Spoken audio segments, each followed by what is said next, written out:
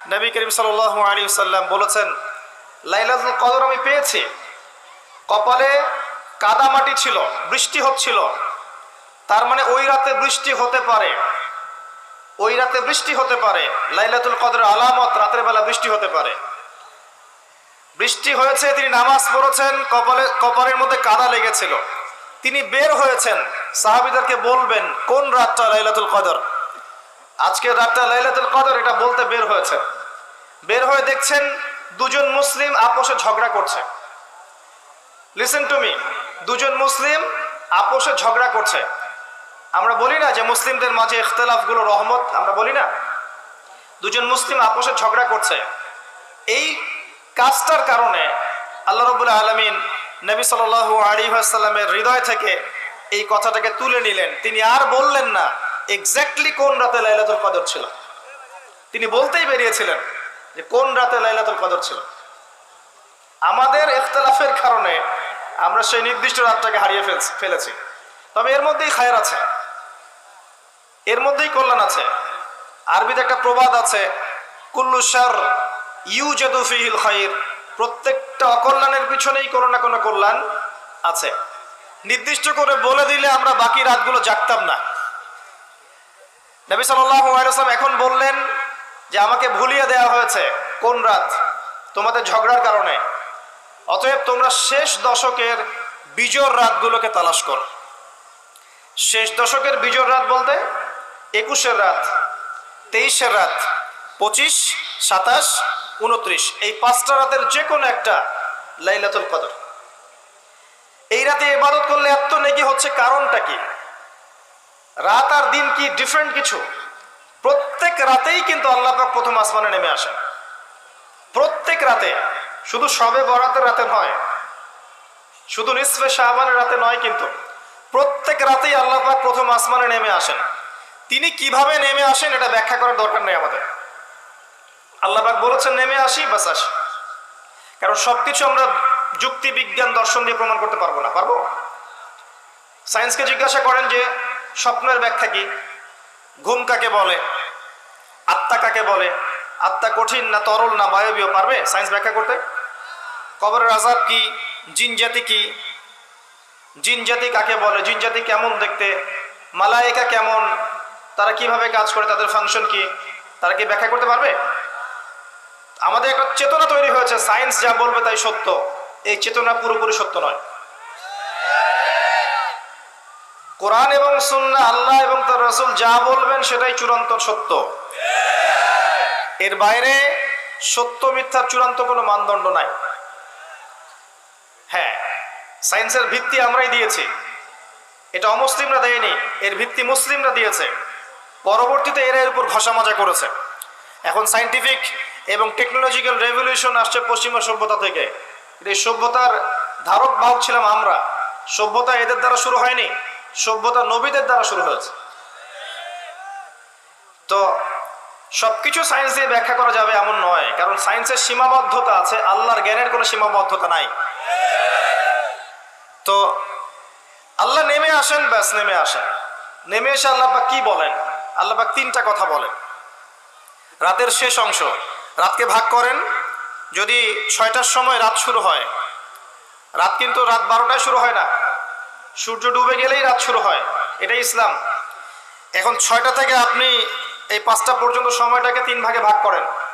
শেষের অংশ ধরে নেন যে 1টা থেকে 5টা, কথার কথা আমি এস্টিমেট করলাম, এই সময়টুকুতে আল্লাহ রাব্বুল আলামিন কাছে নেমে আসেন প্রথম আসমানে, অর্থাৎ তার রহমত নিকটবর্তী হয় এবং তিনি আহ্বান করতে থাকেন 3টা জিনিস। 1, কে আছো আমার কাছে কিছু চাইবে, যা চাইবে আমি তাই দেব। 2, কে আছো আমার কাছে ক্ষমা চাইবে, আমি তোমাকে মাফ করে দেব। 3, কে আছো, কে আছো আমাকে ডাকবে, আমি তোমার ডাকে সাড়া দেব। মানে এই সময় আপনি যা চাইবেন ইনশাআল্লাহ, আপনার আকীদায় যদি শিরক না থাকে, আমলে যদি বেদাত না থাকে এবং আপনার রিজিক যদি হালাল হয়, ইনশাআল্লাহ তাআলা আপনার দোয়া কবুল করা হবে। আল্লাহ পাক প্রত্যেক রাতেই নেমে আসেন। তাহলে লাইলাতুল কদরকে এত স্পেসিফিকলি ইম্পর্টেন্স দেওয়ার কারণ কি?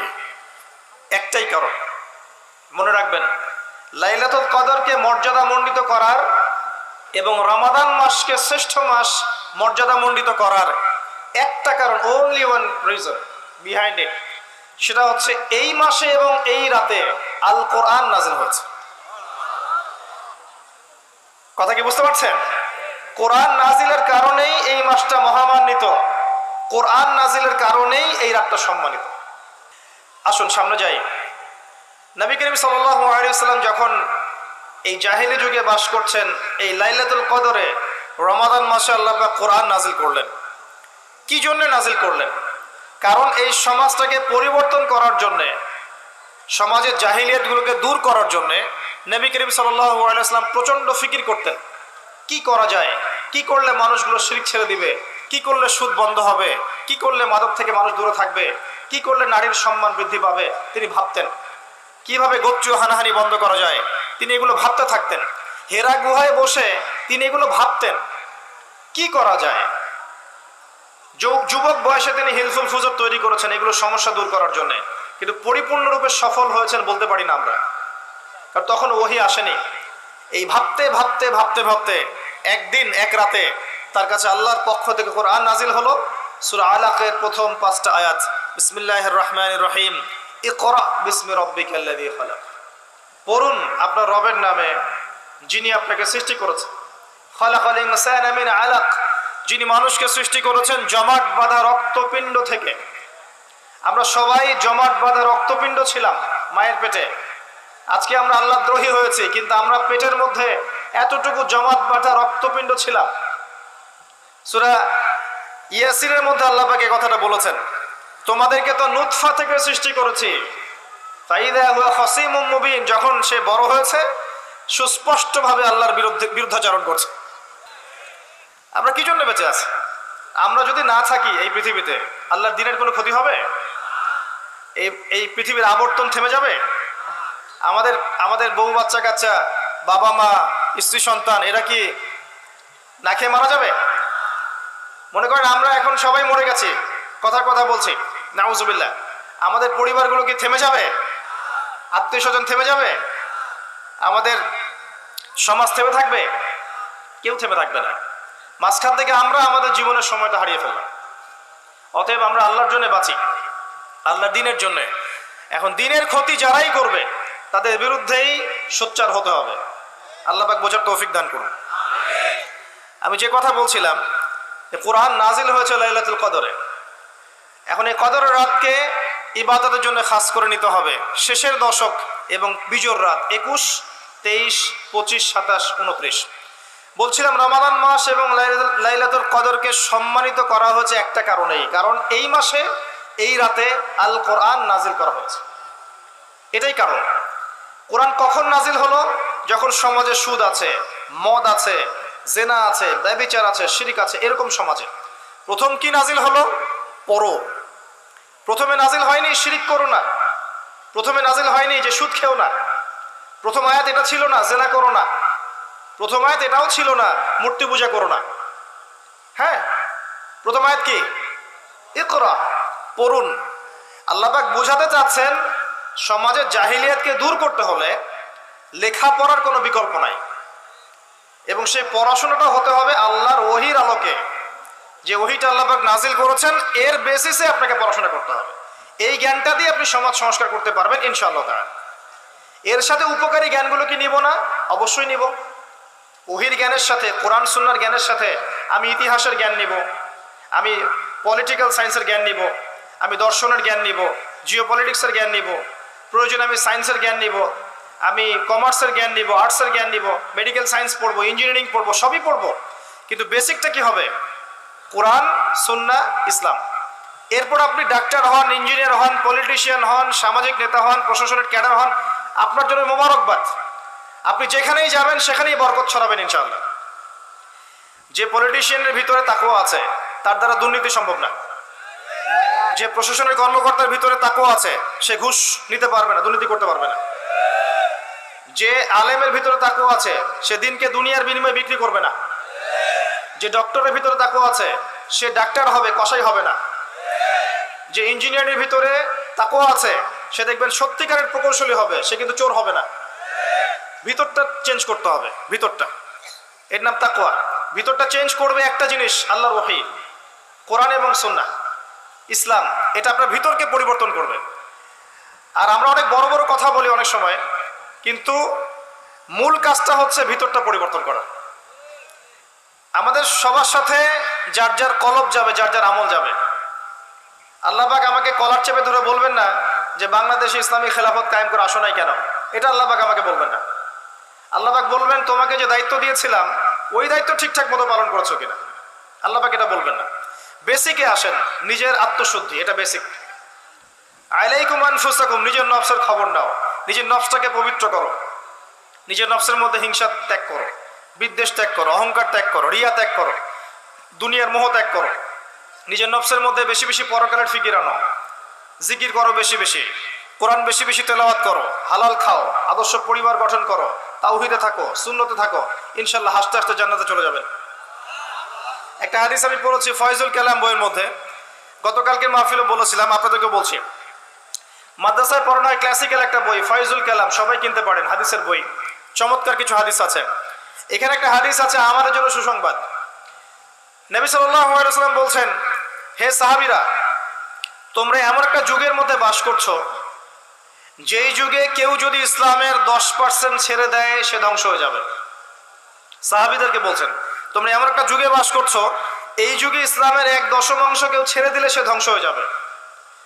কিন্তু তোমাদের পরে এমন একটা যুগ আসবে যেই যুগে মানুষ যদি 1/10 ধরে রাখতে পারে, 10% ধরে রাখতে পারে, তাহলেই নাজাত পেয়ে যাবে ইনশাআল্লাহ। আমরা সেই যুগে আছি না? আমাদের চতুর্দিকে ফিতনা নয় কি? আপনার ঘরে ফিতনা, সমাজে ফিতনা, ইকোনমিক্সে ফিতনা, রাষ্ট্রে ফিতনা, বিশ্বে ফিতনা, ধর্মে ফিতনা, সবখানেই ফিতনা, ফাসাদ।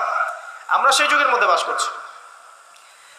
আসুন, আল্লাহ পাক কোরআন নাজিল করলেন, প্রথমে পড়তে বললেন। তার মানে আল কোরআন এবং সুন্নাহ এগুলোকে পড়া শিখতে হবে। বড় বড় স্বপ্ন দেখার আগে আমাদেরকে বেসিক ঠিক করতে হবে, পড়াশোনা করতে হবে। আল্লাহ পাক আমাদের যুব সমাজকে পড়াশোনা করার তৌফিক দান করুন। রমাদান মাসে এটা নাজিল হয়েছে। আল্লাহ পাক সূরা বাকারায় বলছেন, শাহরু রমাদানাল্লাযী উনজিলা ফীহিল কুরআন, রমাদান সেই মাস যেই মাসে কোরআন নাজিল করা হয়েছে। কি জন্য নাজিল করা হয়েছে? হুদাল লিন-নাস, এই কোরআন হচ্ছে মানব জাতির জন্য হেদায়েত, নট অনলি ফর মুসলিমস। এটা শুধু মুসলিমসদের জন্য হেদায়েত নয়, হুদাল লিন-নাস, পুরো মানব জাতির জন্য হেদায়েত। কোরআনে ইহুদির জন্য হেদায়েত আছে, খ্রিস্টানের জন্য আছে, অমুসলিম হিন্দুদের জন্য আছে, সবার জন্য কোরআন। এটা সাম্প্রদায়িক কোনো কিতাব নয়, এটা টোটালি অসাম্প্রদায়িক একটা বই। আল কোরআন যে কেউ পড়তে পারে। এটা কারো পৈতৃক সম্পত্তি নয় যে একটা শ্রেণীর মানুষই পড়বে বাকিরা পড়বে না, সবাই পড়বে ইনশাআল্লাহ তাআলা। এটা আল্লাহর কিতাব, আল্লাহর কালাম। হুদাল লিন-নাস ওয়া বায়্যিনাতিন মিনাল হুদা, এটা হচ্ছে সত্য মিথ্যার মানদণ্ড, বায়্যিনাত সুস্পষ্ট মানদণ্ড। আর কি ওয়াল ফুরকান, প্রমাণ, হুজ্জাত, দলিল।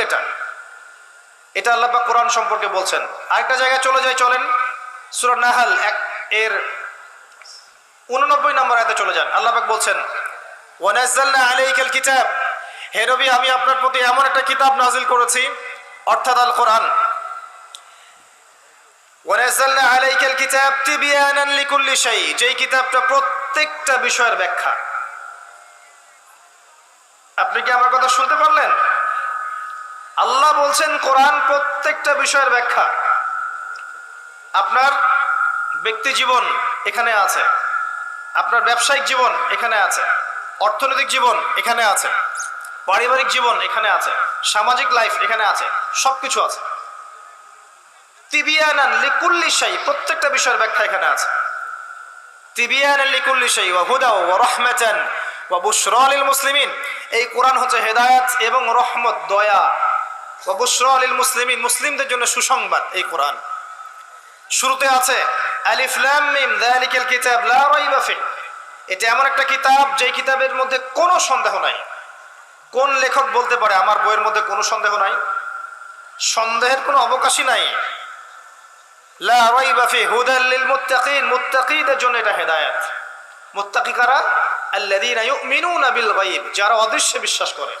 ঈমানের 6 পিলার সবই অদৃশ্য নয় কি?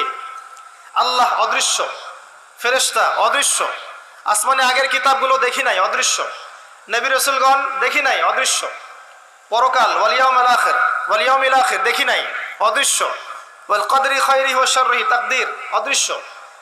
আল্লাযীনা ইউমিনুনা বিল গায়বি, মুত্তাকি তারা যারা গায়েবে বিশ্বাস করে, অদৃশ্যে বিশ্বাস করে। আর এখনকার শিক্ষা দর্শন আমাদেরকে শেখায় পশ্চিমাদের, চোখে যা দেখবো না বিশ্বাস করবো না। হ্যাঁ, তাদের দর্শন এরকম, যুক্তি দিয়ে প্রমাণ করতে পারবেন না, বিশ্বাস করবো না, বৈজ্ঞানিক ব্যাখ্যা দিতে পারবেন না, বিশ্বাস করবো না, সাইন্টিফিক্যালি প্রুভড হতে হবে তারপর বিশ্বাস করব। অনেক সময় দেখা যায় মুসলিমরাও এর গোলক ধাঁধায় পড়ে যায় এবং বলে নামাজের উপকারিতার সাইন্টিফিক ব্যাখ্যা বলেন তারপর নামাজ পড়বো।